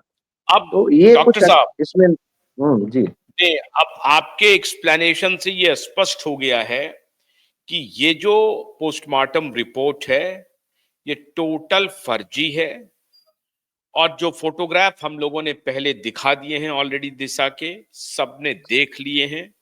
फोटोग्राफ के हिसाब से उनका सब कुछ इंटैक्ट है। जो आई विटनेस हैं, इंक्लूडिंग सतीश साल्यान जी, दिशा के पिता और दिशा की मां, वो सारे लोग ये कंफर्म कर रहे हैं कि दिशा के बॉडी पे ऊपर से कोई चोट के निशान नहीं दिख रहे थे और उनका पैर हाथ बिल्कुल भी टूटा हुआ नहीं था। चेहरा तो हम आप सबने देखा है कि किस तरह से स्माइलिंग फेस था। और ये जो रिपोर्ट है, ये फॉल में भी, फॉल का भी, कि जंप का भी जो इसने रिपोर्ट बनाया वो भी बोगस बनाया, वो भी ढंग से नहीं बना सका। हाँ बोलिए। नहीं, मैं ये कहना चाहता हूँ कि जहां तक इस रिपोर्ट का सवाल है सर, रिपोर्ट में कमियां जरूर हैं, ये तो मैंने आपको हाईलाइट कर दिया। लेकिन ये कहना कि ये रिपोर्ट पूरी तरह से फलेशियस है, मैं ये कहना चाह रहा हूं कि जो अलेज्ड हिस्ट्री यानी पुलिस के जो उनका उनका जो व्यू पॉइंट है कि ये गिरने से हुआ, और जो उसने मेंशन भी किया है कि अलेज्ड हिस्ट्री ऑफ फॉल, वो चीजें, फॉल की हिस्ट्री और जो पोस्टमार्टम में जो फाइंडिंग्स है वो मैच नहीं कर रही। पर ये कहना, हो सकता है यही फाइंडिंग्स रही हो बहुत ज्यादा, बट मैं ये कह रहा हूं कि ये फाइंडिंग्स इसलिए आई होंगी क्योंकि वो फॉल नहीं था। तो मैं मिसमैच उसमें भी बहुत ज्यादा है, जो हिस्ट्री है और जो एक्चुअल फैक्ट है। तो मैं अभी सीधा सीधा ये कहना कि ये पूरी तरह से रिपोर्ट फर्जी है, हो सकता है इसमें नहीं, से फर्जी इन द सेंस नहीं, फर्जी जो मैं बता रहा हूं, आपने जो फोटो देखे और ये जो जी, रिपोर्ट्स है, ये जी, नहीं है, जी, ये मैं कह रहा हूं, जी। नहीं, उसके नहीं, हिसाब तो से देखिए, बोगस है या नहीं है? नहीं देखिए, इसलिए बोल रहा हूँ क्योंकि जैसे मैंने आपको बोला कि 2 दाँत आगे के टूटे हुए हैं, या 2 या 4 जो भी टूटे हुए हैं, उन्होंने फ्रंटल टीथ लिखा है, पूरा ज़्यादा कुछ लिखा नहीं। लेकिन अगर मुँह पे कोई भी चोट का निशान नहीं है, तो ये संभावना बहुत मुश्किल होती है जब वो किसी मुश्किल होती है। मैं वही तो जो कह रहा है हूँ, किसी नहीं आपने खुद चोट के कहा ना, द्वारा। अभी आपने हवाला दिया डॉक्टर साहब, 3 चीज़ों का हवाला दिया नहीं, नहीं, डॉक्टर साहब नहीं, कि पर उसमें विल एक बी ईमानदारी नहीं, नहीं, इस रिपोर्ट में जो अच्छाई है वो ये है कि उन्होंने ये चीज़ लिख दी है, मिसमैच मिला ना, कि दाँत हाँ। टूटे पर मुँह एकदम सलामत। यानी कि देख लीजिए, इसमें ऑनेस्टी आई वुड से, मैं तो ये कहूँगा कि इतनी ऑनेस्ट रिपोर्ट है कि अपने आप में सब पता लग जाएगा। मतलब दैट वे आप ये कह रहे हैं कि डॉक्टर ने आपका काम कर दिया, मतलब इन्वेस्टिगेटिंग एजेंसी का काम कर दिया कि भाई देखो बहुत हमने मदद मिलेगी। ईमानदारी से कर दिया, हाँ, ये लोग बहुत बोगस बहुत बना के मदद मिलने पकड़े, वाली है, लेकिन बहुत मदद आपको हम मिलने ऐसा वाली है चीज दे रहे हैं इन्वेस्टिगेशन में। जिससे आप इसको पकड़ लीजिएगा। जी, जी, जी। बहुत बहुत बहुत बहुत शुक्रिया डॉक्टर साहब कि डॉक्टर ने अपनी ईमानदारी कर दी है, लेकिन इसमें इस ईमानदारी करने की वजह से डॉक्टर साहब जाएंगे जेल। ये जो काम किया है, इसमें जेल जाएंगे डॉक्टर साहब, जिनको जाना चाहिए आपके हिसाब से। आप चूंकि आपके फ्रेटर्निटी से हैं, आप वो नहीं, डायरेक्ट नहीं, नहीं बोलेंगे। मैं नहीं, बात वो नहीं है आशुतोष जी, बात ये है कि मैं ये देखिए, क्योंकि मैंने ना तो पोस्टमार्टम किया है, ना ही मैंने हम्म। बॉडी को देखा है, तो अब ये कह हाँ। पाना पूरी तरह से संभव नहीं है कि ये जो फाइंडिंग्स लिखी गई हैं वो अपने आप में गलत हो सकता है, ये फाइंडिंग्स सही हो, लेकिन ये फाइंडिंग्स और जो हिस्ट्री है वो मैच नहीं करती। यानी कि ये कहना है कि दांत टूट गए और आपका मुंह सलामत है, ये बहुत मुश्किल है। तो अब ये, लेकिन हो सकता है किसी ने प्लास से निकाल के आपके दाँत निकाल लिया, आपका मुँह तो एकदम सलामत रहेगा। चलिए, हाँ, नहीं ठीक बात है। चलिए, है ना? बहुत-बहुत शुक्रिया डॉक्टर कुशवाहा, बहुत-बहुत शुक्रिया। डॉक्टर कुशवाहा एम्स नागपुर के प्रोफेसर रहे हैं और उत्तर प्रदेश में मेडिकल कॉलेज के प्रिंसिपल रहे हैं, और उन्होंने आपकी हिस्ट्री वन बाय वन करके बता दिया कि जो जो बॉडी है और जो पोस्टमार्टम है उसमें कितनी डिस्क्रिपेंसीज है, और ये चीख-चीख करके कह रहा है कि इसका अब इन्वेस्टिगेशन शुरू होना चाहिए, खासतौर से पुलिस और उन पत्रकारों का जिन्होंने अब तक फॉल्स नैरेटिव फैलाया है और चलाया है। मित्रों, कल और एक विशेष फाइंडिंग्स के साथ मैं हाजिर होऊंगा। तब तक के लिए आशुतोष को अनुमति दीजिए, लेकिन आपसे अनुरोध कर रहा हूं कि इस स्टोरी को एसएसआर वॉरियर तो कर ही रहे हैं, आप सभी लोग इसको प्रधानमंत्री कार्यालय को जरूर टैग करें, होम मिनिस्ट्री को टैग करें, और महाराष्ट्र के गृह मंत्री और महाराष्ट्र के मुख्यमंत्री को जरूर टैग करें। बहुत बहुत शुक्रिया। नमस्कार।